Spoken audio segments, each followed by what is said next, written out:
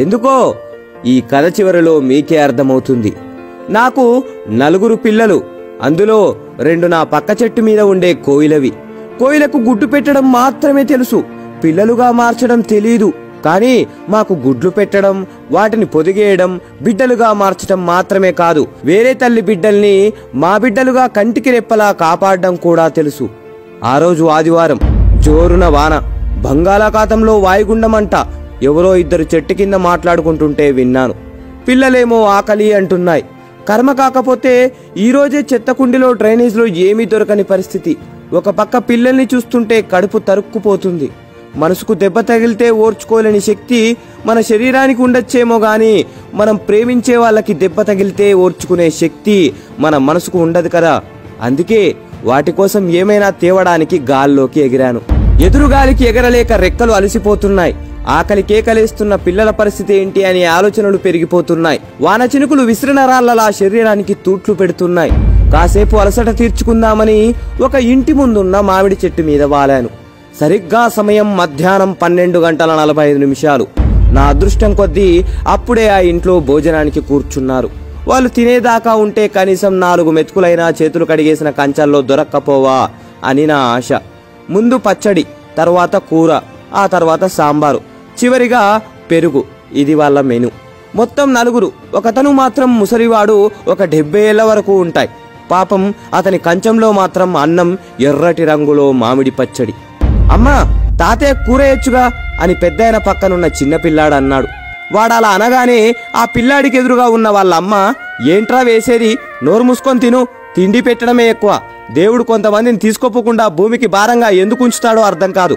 కూరలు కావాలంట, కూరలు ఎక్కడి నుంచి వస్తాయి అని అంది కళ్ళు పెద్దవి చేస్తూ. ఆమెను అలా చూసి సంబంధం లేని నాకే భయమేసింది. ఇక ఆ పిల్లోడెంత? అక్కడంతా జరుగుతున్నా ఆ పిల్లాడి నాన్న మాత్రం ఏమీ పట్టనట్టు, ఏవే ఇంకొంచెం సాంబారు పోయి అని పోయించుకొని తింటున్నాడు. వాడు అచ్చం బురదలో పడుకునే పందికి ముందు 2 కాళ్ళు తీసేసి చేతులు పెడితే ఎలా ఉంటాడో సరిగ్గా అలానే ఉన్నాడు. పాపం వాడి ముఖాన్ని వాడు రోజు అద్దంలో ఎలా చూసుకుంటున్నాడో. పాపం మా పెద్దాయనకు అన్నం కలుపుకోవడానికి కూడా చేతుల్లో బలం లేదు. అయినా సరే బాగా ఆకలేస్తుంది అనుకుంటా త్వరగా అన్నం కలుపుతున్నాడు. వణుకుతున్న చేతులతో మొత్తాన్ని కలిపేశాడు. ఆత్రంగా ఒక ముద్ద తీసి నోట్లో పెట్టుకున్నాడు. వెంటనే నీళ్లు తాగాడు. బాగా మంటగా ఉందనుకుంటా కంట్లోంచి నీళ్ళొచ్చాయి. ముఖం ఎర్రగా మారిపోయింది.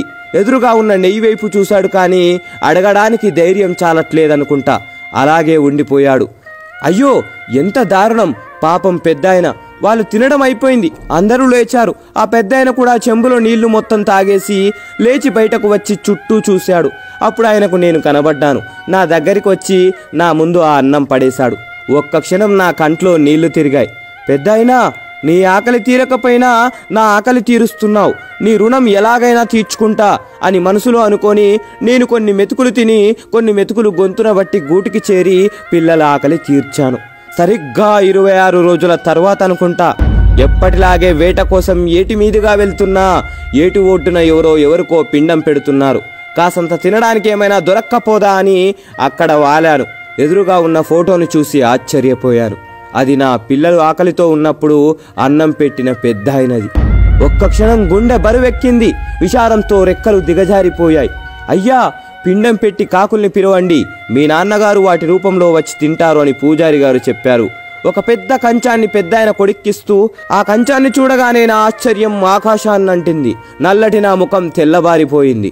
ఎందుకంటే ఆ కంచంలో పంచభక్ష పరమాన్నాలు ఉన్నాయి. వారిని మనుషులు, మీరేం మనుషులురా బాబు! బ్రతికినంత కాలం బ్రతకడానికి పెట్టకుండా చచ్చిన తర్వాత బ్రతికించడం కోసం పెడుతున్నారా? పోవడం కోసం కోరికలు కోరుకొని కాకి రూపంలో రావడానికి పూజలు చేస్తున్నారా? బ్రతికినంత కాలం రాబందుల్లా పిక్కు తిని విసిరేసింది తినడానికి కాకుల్ని పిలుస్తున్నారా? ప్రాణమున్నంత కాలం పెద్దైన కప్పుకోవడానికి కండువా కూడా ఇవ్వకుండా పోయాక కట్టుకోవడానికి పట్టుపంచ పెట్టారా? ఏం మనుషులరా బాబు!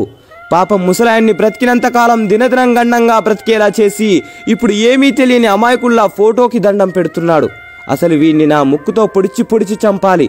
ఎరా ఎదవా, ఇంటి చెట్టు మీద వారితే ఈసడించుకున్న కాకిలో ఈరోజు మీ నాన్నని చూసుకుంటున్నావా? కొంచెం కూడా సిగ్గనిపించడం లేదా?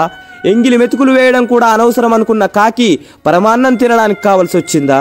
అలా మనసులో వాడిని తిడుతున్నప్పుడు నా ఆవేశం కట్టలు తెంచుకుంది. వెంటనే గాల్లోకి ఎగిరాను. చుట్టూ ఉన్న నా కాకుల స్నేహితుల దగ్గరికి వెళ్లి జరిగిందంతా చెప్పి ఆ పిండాన్ని ఎవరూ తినొద్దని చెప్పాను. అందరూ సరే అన్నారు. గంట 2 గంటలు అలా గంటలు గడుస్తూనే ఉన్నాయి. పిండం తినడానికి ఒక్క కాకి కూడా రావట్లేదు. చుట్టూ ఉన్న జనాల్లో అనుమానం మొదలైంది. బ్రతికినంత కాలం ఆయన్ని బాగా చూసుకోలేదేమో, అందుకే ఇప్పుడు తినడానికి రావట్లేదు అని ఒకడు, ఉన్నన్ని రోజులు బాధ పెట్టుంటారు అందుకే ఆయన రావట్లేదని ఇంకొకరు, నేను రోజు చూసేవాడిని, అన్నం కూడా సరిగ్గా పెట్టేవాళ్ళు కాదు అందుకే ఇప్పుడు రావట్లేదని మరొకరు మాట్లాడుకోవడం మొదలు పెట్టారు. అవి విని ఫోటో ముందు కూర్చున్న ముసలాయన కొడుక్కి తల తీసేసినట్టయింది. అలా ఉండిపోయాడు. కనీసం తన బాధ చెప్పుకోలేని పరిస్థితి. పరువు పోయినట్టు, ఏదో కోల్పోయినట్టు, బ్రతికున్నా చచ్చిపోయినట్టు అనిపిస్తుంది అతనికి. నా బిడ్డల ఆకలి తీర్చినందుకు ఆ పెద్దాయన రుణం ఇలా తీర్చుకున్నాను. ఈరోజు ఒక మంచి పని చేశా అనిపించి గర్వంగా గాల్లోకి ఎగిరాను. మనిషి వింటున్నావా? నీకే చెప్పేది. సెంటు పీలిస్తే మంచి వాసన వస్తుందని, తాగితే బలం వస్తుందనుకోవడం అమాయకత్వం. అలాగే డబ్బు అవసరం తీర్చే వస్తువులను ఇచ్చిందని ప్రేమించే మనిషిని కూడా ఇస్తుందనుకోవడం మూర్ఖత్వం. అయినా ప్రేమ ఇవ్వడానికి మనకు లేనప్పుడు ప్రేమను తీసుకోవడానికి హక్కెలా పొందుతావు? ఒక మనిషి గొప్పతనాన్ని అతను చేసిన పనులను బట్టో మంచిని బట్టో కాకుండా అతనుకున్న డబ్బును బట్టి నిర్ణయించే సమాజంలో బతుకుతున్నావు మనిషి. త్వరగా బయటపడు. చివరి మాట, కొన్ని కాకులు శరీరం నలుపవచ్చు కానీ మనసు మాత్రం తెలుపు. ఈ మాట కాకుల కంటే మనుషులకే ఎక్కువ వర్తిస్తుంది. జై హింద్.